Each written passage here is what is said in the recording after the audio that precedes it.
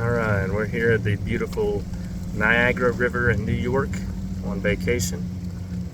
In the last video we talked about the reels and their advantages and how much line you want on them. And now for this video we're going to discuss the type of lines we're going to use in those reels. Now there's a ton of information on fishing line out there, so if you want to know more I would highly recommend doing some research deep in the forums of your favorite internet browser. In years past, the most popular line for salmon fishing has been braid, but in the second half of this video, I'm going to go over what I like to use, and it's not braid, so stick around. The pros and cons that I'm about to go over for both types of fishing line are strictly what I've experienced. Other anglers may experience different things, and it's really just up to you to get out and try what you think works best. First, let's go over the most important pro with braided line, and that's its thin diameter per inch strength. Nice. We covered it in the last video, but braided is really thin and allows you to put a lot of it on your reel, which is a huge benefit when salmon fishing. Even with its thin diameter, braid is one of the strongest lines out there. However, its biggest con is that it easily frays and then cuts on rocks, tree limbs, or anything else that it gets caught on in the water. This is particularly prevalent when you have a running fish that's going up and down or back and forth in the water. So if you're fishing open waters with little to no obstruction, then braided line is probably the best choice for you. But if you're fishing for spawning salmon in small creeks or rivers, then chances are you're going to run into protruding rocks, submerged logs, or tree limbs, or anything like that, and you're probably going to want to consider this next choice. After doing some research, I found a small but growing community of anglers who use copolymer line.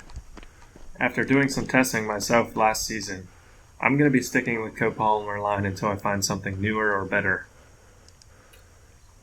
You may have seen throughout this video the footage of a fish completely wrapping me around a tree branch and continuing to run.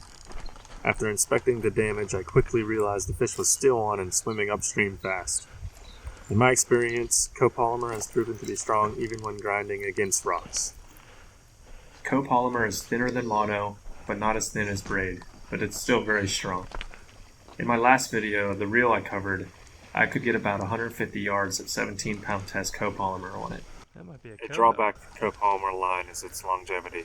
You have to get fresh line every fishing season or it will lose its effectiveness. This will cause you to spend more money on line depending on how many seasons you fish each year.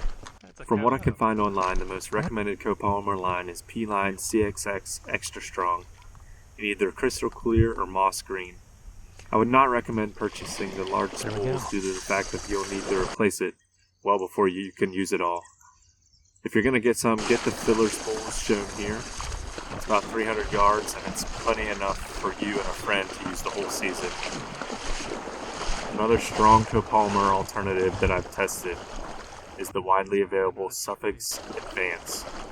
It says it's a monofilament, but it's actually a copolymer, and it's shown here and in the description below. If you're still unsure about what to get, check out the forums. There are a lot of fishermen and women out there who have provided a lot of data on fishing line already.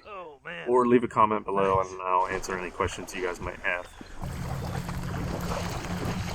In our next video, we're going to work our way down our rig to the leader. But first we're going to cover how to tie on the leader. We're going to do 2 different knots for that, so stay tuned.